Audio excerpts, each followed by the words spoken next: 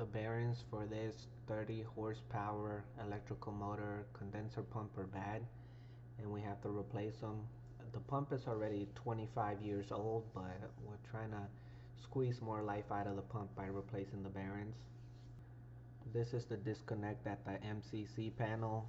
We de-energized the pump and locked it out. Here we took off the shield and this exposed the shaft and the sheave. I think it's called shift. This is where the motor connects to the actual pump. The motor's on the right and the pump is on the left. Here I unbolted the motor framing and moved it just enough back to disconnect the sheave from the pump, and then I moved the motor to the right a little bit so that I can put on the bearing puller on the sheave itself and pull it out. Once I pulled off the sheave with the bearing puller, I used that same bearing puller to grab onto the motor end bell, which is that cover on both sides to cover the motor, and I used that bearing puller to pull the cover because it was on there pretty snug. Here are pictures of what the motor bearings look like from the back and from the front with both end bells removed. As you can see, the housing is pretty dirty, the stator is covered with grease, and the bearings look in terrible shape. Now I have pulled out the rotor, and you gotta be careful when you do that because you don't want to damage the stator on the way out. And this rotor was like 100 pounds at least. It was really heavy, so we had to be really careful. I needed the help of my coworker, and I put it on my cart and I'm taking the rotor down to my shop where I can clean it up and replace the bearings. Alright.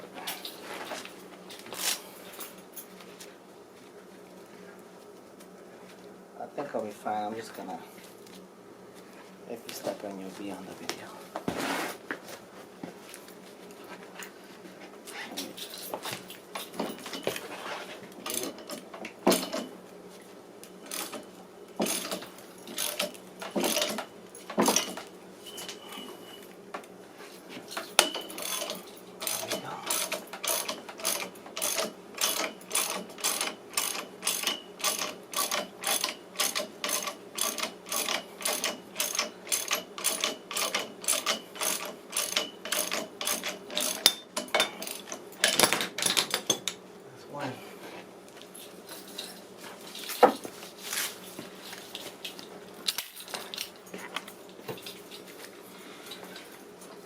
Are you ready? Yep.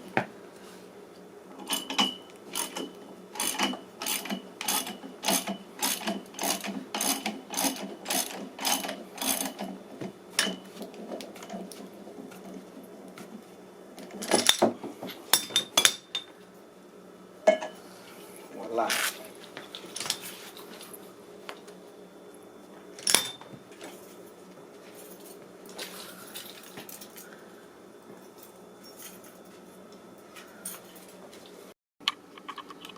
Alright, here I have the rotor. We took off the bearings. Now we're cleaning it up and sanding it down. It's pretty dirty. And over here we have the end bells. These are pretty dirty too. We're going to clean these up. The shield was bolted down. I had to take these screws off. But once I did that, it came off, and you can see how dirty it is. We're going to clean all that up.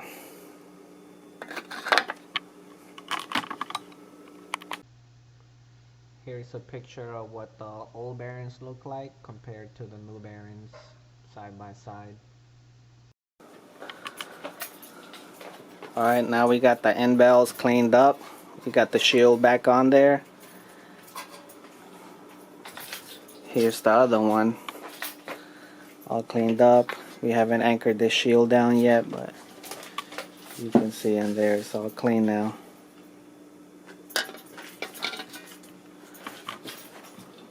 We got the rotors sanded down so we can put the bearings on now. Now we're going to heat up the bearings and put them on there. This is our state-of-the-art bearing heater. We spent about $1,100 on this bearing heater, but it's worth every penny. And we got our first bearing right there. We're gonna heat it up And then we're gonna stand up this rotor and just drop it in there. Alright, the bearing is almost ready. We're gonna stand the rotor up and just drop the bearing on top of it.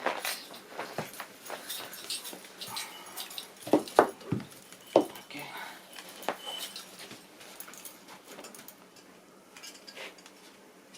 Okay. Yeah, it's starting to smoke now. Alright.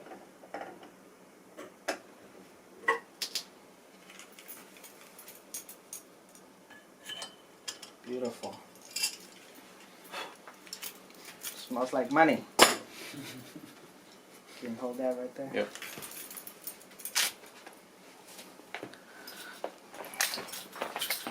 Alright, there it is. Just dropped it in there and it slid down, all the way down. Now we're gonna do the other side. Alright, it looks like the other bearing is ready, so we're gonna flip it and do the other one. Okay? It's still smoking, right? Yeah, I think. Okay. It looks like it stopped smoking. Right? Oh no, it's still going. Yeah, it's still going. Try to flip. Okay. Ready? 1, 2, 3. Hold it right there, let me look. Oh yeah. We're good? Is it smoking? Yeah, it is. Yeah, it's definitely smoking. Okay, bring it over. It should just slide all the way down once we drop it in.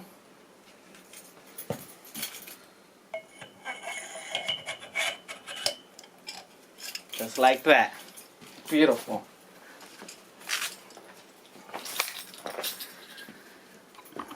There you go, that's both bearings. Now we're just gonna let it cool down and take it back upstairs and put it together back in the motor and test it. Laid it down on the floor so you can see it with both new bearings on there. That's what it looks like. Here are some pictures of the stator cleaned. We cleaned out all the dust and all the grease. We used a small brush to kind of brush it lightly. You don't want to damage anything in there. And then a vacuum to kind of suck up anything in there out of the stator. The next step is to slide the rotor back into the stator very carefully because that rotor is pretty heavy. It's like 100 pounds, so you're probably going to need some help. And you don't want to damage anything when you're doing that. Here's some pictures of the stator back in place from the back and the front. The next step was to install the end bells for both sides of the motor, and here's a picture of that. And then after that we took the plug out the bottom under the end bell to grease both bearings.